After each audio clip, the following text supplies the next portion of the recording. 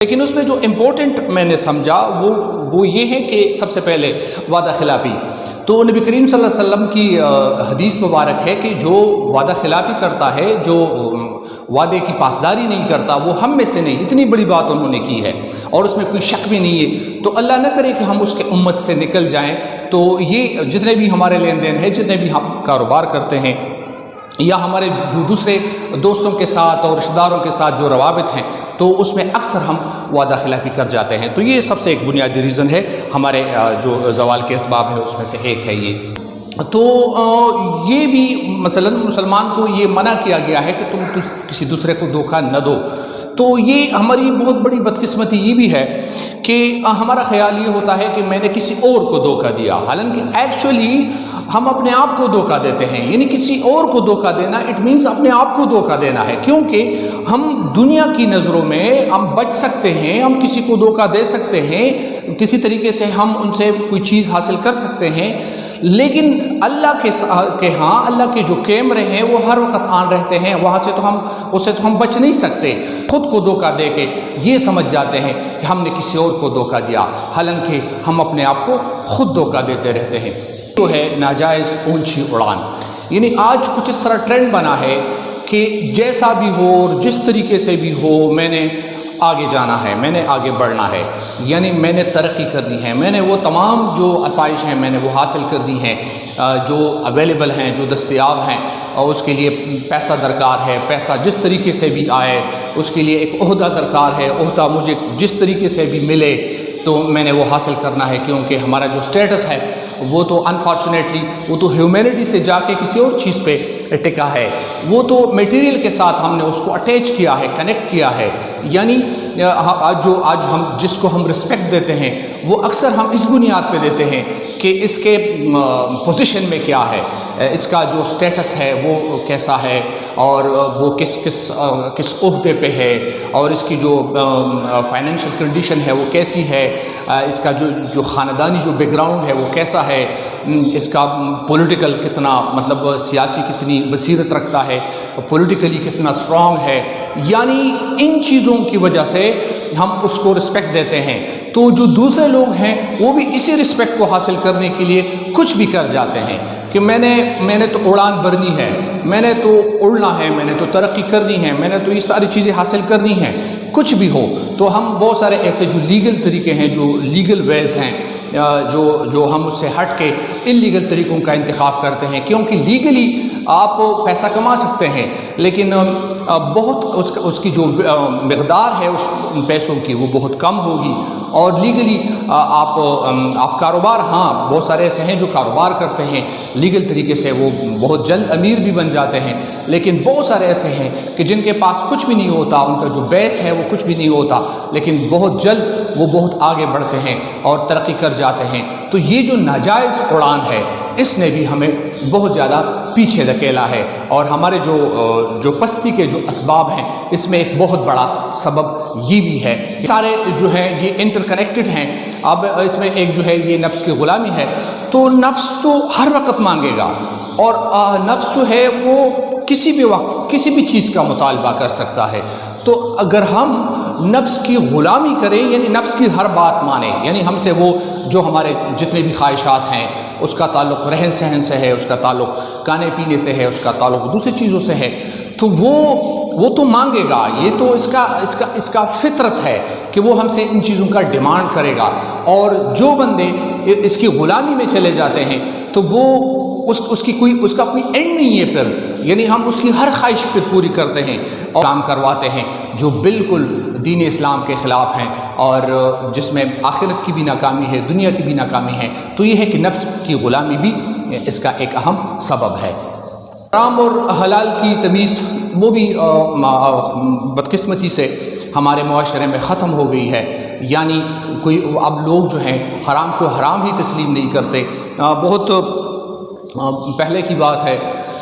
شاید 15-20 سال پہلے کی بات ہے. میں کسی چوک میں، بہت گرمی تھی، اور میں ایک چوک میں میں جوس والے کے ساتھ بیٹھ گیا جوس پینے کی غرض سے.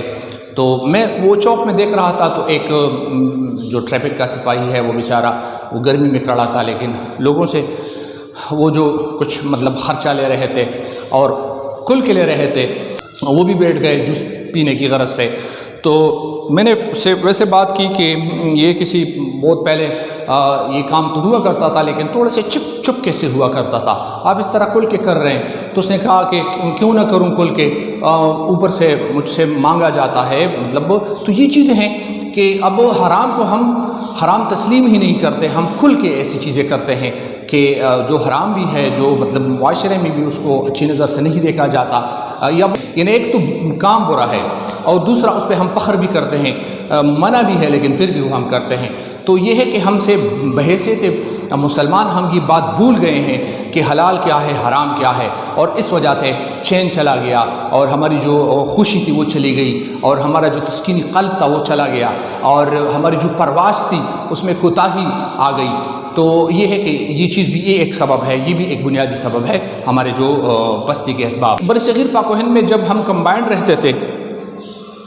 تو یہ تھا کہ بہت سارے مطلب دوسرے ریزنز بھی تھے کہ ہم کیوں ان سے الگ ہونا چاہتے ہیں۔ تو اس میں وہاں پہ یہ ہے کہ ایک ذات پات کا بھی نظام ہے، جو وہاں پہ 4 کلاس ہیں نا، جو برہمن ہیں، شودراز ہیں، ویشیاز ہیں، شودراز ہیں، تو مطلب کلاسیفیکیشن ہے انسانوں کی، اور اسلام میں تو سب برابر ہیں۔ ہاں یہ ہے کہ ان اکرمکم عند اللہ اتقاکم، کہ اگر اللہ کے ہاں کوئی وہ ہے افضل ہے تو وہ صرف تقوی کی بنیاد پہ، پرہیزگاری کی بنیاد پہ۔ لیکن یہاں پہ ہمارے ملک میں، پاکستان میں بدقسمتی سے یہ چیز گو کہ ریٹن فارم میں نہیں ہے لیکن پھر بھی ہے۔ یہاں پہ آپ اس سے اندازہ لگا سکتے ہیں کہ جب اکثر گھرانوں میں، بڑے گھرانوں میں اسپیشلی جب شادیاں ہوتی ہیں تو 2-3 دن الگ الگ دنوں پہ کھانا دیا جاتا ہے، عام لوگوں کے لیے، پھر خاص لوگوں کے لیے، پھر اسپیشل لوگوں کے لیے۔ تو یہاں پہ رسپیکٹ بھی اسی بنیاد پہ دی جاتی ہے۔ یہاں پہ ہمارے جو رشتہ دار ہیں، تو اگر ہمارا کوئی امیر رشتہ دار ہمارے گھر آ جائے تو ہم اس کو بہت زیادہ جو ہے پروٹوکول دیتے ہیں اور کھانے کا اہتمام یا دوسرے طریقے، اور جو ہمارے غریب قسم کے رشتہ دار یا دوست احباب ہوتے ہیں تو ان کو ہم وہ پروٹوکول نہیں دیتے۔ تو یہ درجہ بندی ہم نے کی ہے، گو کہ ریٹن فارم میں نہیں ہے، لیکن یہ جو ہے یہ چیز پریکٹس میں ہے ہمارے معاشرے میں، اور یہ بھی ایک سبب ہے۔ یہ حدیث مبارک ہے کہ تم ہمیشہ اپنے سے کمزور لوگوں کو دیکھا کرو، غریب لوگوں کو دیکھا کرو، یعنی جن کی مالی سٹیٹس آپ سے کم ہے، ہر لحاظ سے آپ سے وہ کمزور ہیں، تو ان کو آپ دیکھا کریں تو آپ شکر گزار بندے بن جاؤ گے، یعنی مطمئن رہو گے کہ چلو میں اس سے کم از کم اچھا ہوں۔ تو ہمارا پرابلم یہ ہے کہ بجائے اس کے کہ ہم نیچے کو دیکھیں، ہم اوپر دیکھتے ہیں۔ تو اوپر دیکھنا تو ٹھیک ہے، لیکن اس کا نقصان یہ ہے کہ ہم پھر وہاں پہنچنے کے لیے وہ طریقے اپلائی کرتے ہیں جو انلیگل ہیں، جو ناجائز ہیں، اور یہ بھی ایک بہت بڑا سبب ہے ہماری پستی کا۔ علم کی بجائے صنعت کی اہمیت، یہ بھی ہمارے معاشرے میں ایک ناسور بن گیا ہے۔ جس طرح آپ کو پتہ ہے کہ جو بورڈ کے ایگزامز ہیں اور جو دوسرے بہت سارے یہ ایگزامز ہیں، یا بہت ہماری بدقسمتی ہے اور افسوس سے کہنا پڑتا ہے کہ جابز بھی اکثر مطلب جابز میں بھی جب انتخاب ہوتا ہے تو ڈگریز کو دیکھا جاتا ہے، یعنی آپ کی جو ڈی ایم سی ہے وہ اگر رچ ہے تو آپ کو تعلیم یافتہ کنسیڈر کیا جاتا ہے، آپ کو ایڈمیشن ملتا ہے، آپ کو جاب ملتی ہے۔ لیکن اگر آپ کی کوئی اسپیشلٹی ہے، یعنی کوئی ہڈن پوٹینشلز آپ میں ہیں، آپ اسکلفل ہیں، لیکن آپ کی ڈی ایم سی رچ نہیں ہے، آپ کے مارکس نہیں ہیں، تو انفارچونیٹلی یہاں پہ ان اسپیشلٹیز کو نہیں دیکھا جاتا، صرف کاغذ کی ایک پرچی کو دیکھا جاتا ہے۔ یہ بھی ایک بہت بڑا سبب ہے۔ تو بجائے اس کے کہ جو ہمارا بورڈ کا جو نظام ہے، جو ایکسٹرنل ایگزامینیشن سسٹم ہے، اس میں بہت زیادہ خرابیاں ہیں، 1 نہیں 2 نہیں 3 نہیں، بہت زیادہ لاتعداد اس میں خرابیاں ہیں، اور یہ ٹھیک ہونا اس کا کافی مشکل ہے۔ ہو سکتا ہے لیکن اس کے لیے پورا انفراسٹرکچر جو ہے وہ تبدیل کرنا پڑے گا، لیکن اس کے نقصانات بہت زیادہ، فائدے بالکل نہ ہونے کے برابر ہیں۔ تو یہ ریزن کیا ہے کہ اس نظام کی وجہ سے جس کی کوئی اسپیشلٹی ہے، جس کے کچھ ہڈن پوٹینشلز ہیں، جس میں کوئی سکل ہے، وہ پوشیدہ ہے، اور وہ بندہ سامنے آتا ہے جو کسی بھی طریقے سے مارکس لے سکتا ہے، تو وہ آگے بڑھے گا۔ یہ بھی ایک بنیادی سبب ہے۔ نظام جس کے بارے میں اللہ فرماتا ہے کہ ایک خطرناک جو ہے یہ جو گناہ ہے، خطرناک، جس کی جو مثالیں ہیں میں آپ کے ساتھ وہ شیئر نہیں کر سکتا، لیکن اس سے عظیم گناہ اس سے کوئی نہیں ہے، مطلب بہت بڑی اس کی جو گناہ ہے بہت بڑی ہے اللہ کے ہاں۔ سودی نظام ایک تباہ کن نظام ہے، اور ہماری بدقسمتی یہ ہے کہ یہاں پہ یہ کھل کے یہ جو سودی نظام ہے وہ چل رہا ہے، اور ہر کوئی اس کو اب حلال سمجھتا ہے، اور ہر کوئی اس کو ایک عام سا ایک روٹین سمجھتا ہے، اور اس کو کوئی گناہ تصور ہی نہیں کرتا۔ یہ بھی ایک بہت بڑا سبب ہے ہماری پستی کا۔ سب سے جو بڑھ کر ہے وہ ہے قرآن سے دوری۔ یہ اکثر میں کہتا ہوں کہ اگر آپ کا کوئی دوست، کوئی رشتہ دار ابراڈ چلا جائے، ملک سے باہر چلا جائے، تو اگر کوئی بندہ ملک سے باہر چلا جاتا، اس زمانے کی بات میں اگر کروں تو اچھا ہوگا، تو وہ سعودی عرب جاتا یا یورپین ممالک جاتا، اور پھر اس کے خط کا ہم انتظار کرتے کہ خط اس کا آئے گا، مہینہ ہو گیا، 2 مہینے ہو گئے، پھر اس کا خط آ جاتا، اور جب ہمیں پتہ چلتا پوسٹ آفس سے کہ آپ کا خط آیا ہے، مطلب یہ، اور تو اس خط جب ہمیں ملتا تو کبھی ہم خوشی محسوس کرتے، پھر ہم خط کو اس طرح خوشی کے ساتھ اس کو کھولتے، بہت جذبے کے ساتھ اس کو کھولتے، اور بہت زیادہ ہم ایکسائٹڈ ہوتے تھے کہ خط میں کیا لکھا ہوگا۔ پھر ہم خط کو پڑھتے تو 2 ریزنز تھے، جب وہ خط آتا اور ہم اس کو کھولتے اور ایکسائٹڈ ہو جاتے اور پڑھتے، 2 ریزنز تھے اس کے۔ ایک تو یہ کہ جس نے خط ہمیں بھیجا ہے، یعنی ہمارا جو دوست ہے، رشتہ دار ہے، بھائی ہے، کوئی اور ہے، تو اس سے یا تو بہت زیادہ ہماری محبت ہے، یعنی ان کے ساتھ ہماری محبت بہت زیادہ ہے، تو چلو ہم یہ پڑھ لیں گے کہ اس نے اپنے ہاتھوں سے خط لکھا ہے، کیا لکھا ہوگا، کیسی باتیں کی ہوگی، یا تو یہ ریزن ہو سکتا ہے کہ بھئی اس کے ساتھ ہم محبت رکھتے ہیں، یا اس سے کوئی لالچ ہے، یعنی کوئی لالچ یہ کہ میرے لیے کیا بھیجا ہوگا، میرے لیے اس نے کیا فرمان جاری کیا ہوگا کہ آپ کے لیے میں نے کیا خریدا ہے، کیا چیز میں میں آپ کو سینڈ کرنے جا رہا ہوں، کیا تحفہ میں نے آپ کے لیے ارینج کیا ہے، آپ کو مل جائے گا، فلانے شخص کو دیا ہے۔ تو 2 ریزنز، یا تو اس سے کوئی لالچ یا اس سے محبت، تو ہم اس کو بہت خوشی کے ساتھ کھولتے۔ ابھی جو خط ہمیں آیا ہے قرآن مجید، جو 1450 سال سے زیادہ ہو گئے، یہ خط رب نے، پروردگار نے ہمیں خود بھیجا ہے کہ یہ پڑھو، اور اس میں آپ کی بھلائی ہے، اس میں اس کا جو ٹاپک ہے، اس کا جو عنوان ہے وہ انسان ہے کہ آپ نے زندگی کس طرح بسر کرنی ہے۔ تو اس کے ساتھ میں اکثر یہ بھی ایگزامپل ریلیٹ کرتا ہوں کہ جب ہم کسی ڈیوائس کو خریدتے ہیں تو اس کے ساتھ ایک چھوٹا سا پمپلیٹ ہوتا ہے، اور اس پمپلیٹ میں لکھا ہوتا ہے کہ اگر آپ اس کو اس طرح یوز کرو گے تو یہ زیادہ دیر تک چلے گا اور پائیدار رہے گا،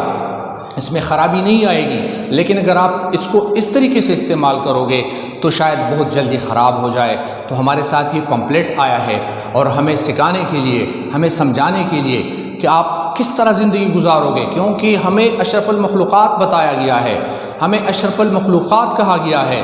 تو ایک روٹین ہے اس میں انسان کے لیے کہ انسان کس طرح اچھی زندگی گزار سکتا ہے، جس میں اس کی دنیاوی خوشحالی بھی ہوگی اور آخرت کی خوشحالی بھی ہوگی، دنیا کی کامیابی بھی ہے اس میں اور آخرت کی کامیابی بھی ہے اس میں۔ لیکن قرآن میں ہے کیا؟ یعنی ناظرہ تو کرتے ہیں بہت سارے میری طرح، ہم مسجد میں جا کے یا گھر میں کبھی کبھار اس کو کھول لیتے ہیں، لیکن یہ کبھی اس پہ غور نہیں کیا ہے کہ اس میں مجھے کیا حکم دیا جا رہا ہے۔ ہمیں کچھ علم نہیں ہے، کچھ پتہ نہیں ہے کہ قرآن ہمیں کیا فرماتا ہے، اللہ ہمیں کیا فرماتا ہے۔ تو سب سے وہ جو شعر ہے نا اب کے علم میں ہے کہ وہ زمانے میں معزز تھے مسلمان ہو کر اور تم خوار ہوئے تارک قرآن ہو کر، تو وہ جب ہم مسلمانوں کی تاریخ پڑھتے ہیں، آپ کے ساتھ میں نے کافی یہ شیئر کیا ہے کئی مرتبہ، اسپین میں یا جو دوسرے مسلمانوں کے جو رچ ہسٹری ہے مسلمانوں کی، تو وہ ان کا جو ایمان تھا وہ اس وجہ سے تھا، یعنی وہ قرآن سے وہ اٹیچ تھے، کنیکٹڈ تھے، اور اسی کو فالو کر کے، اسی کو بنیاد بنا کے وہ آگے چلتے تھے۔ مشعل راہ، قرآن تو مشعل راہ ہے، یہ تو ہمیں راستہ دکھاتا ہے۔ ہم جو بھٹک گئے ہیں اس کی بنیادی وجہ قرآن مجید سے دوری ہے، تو یہ بھی ایک بہت بڑا سبب ہے کہ مومن اور مسلمان سمپل ہے زیادہ۔ میں آپ کو تھوڑا سا اگر بتاؤں، یہ جھوٹ، ہم مسلمان ہیں، جھوٹ منع ہے نا، اور دھوکہ، غیبت یا حرام، کرپشن، چوری، ملاوٹ، ناپ تول میں کمی، یہ بحیثیت مسلمان ہم مانتے ہیں نا کہ منع ہے، یہ ساری چیزیں، سود یہ گناہ ہے، یہ ساری چیزیں منع ہیں، اور بحیثیت مسلمان ہم ان چیزوں کو مانتے ہیں کہ یہ چیزیں منع ہیں اسلام میں، یعنی مسلمان کے لیے منع ہیں، لیکن ہم پھر بھی کرتے ہیں۔ اور جو ان چیزوں کو مانتا ہے کہ ہاں یہ منع ہے، یہ چیزیں حرام ہیں، اور وہ اس سے دور رہتا ہے، تو اسے ہم مومن کہتے ہیں، جس کی شدید قلت ہے۔